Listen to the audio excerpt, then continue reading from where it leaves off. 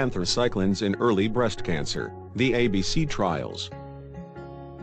This study was published in the Journal of Clinical Oncology in August 2017. This was one study that combined a series of 3 adjuvant trials in patients with breast cancer in which women were randomly assigned to TC for 6 cycles or TAC for 6 cycles. TC, taxotere and cyclophosphamide, is commonly used as adjuvant chemotherapy in patients with breast cancer. TAC is another regimen used in the adjuvant treatment of breast cancer that uses an anthracycline, adriamycin, in combination with taxotere and cyclophosphamide.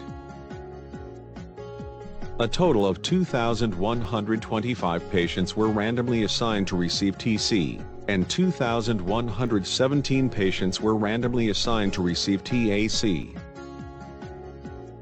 The 4-year invasive disease-free survival was 88.2% in the TC arm versus 90.7% for the TAC arm. This was an absolute 2.5% benefit for TAC. The authors concluded that TAC improved invasive disease-free survival in patients with high-risk HER2-negative breast cancer compared with TC.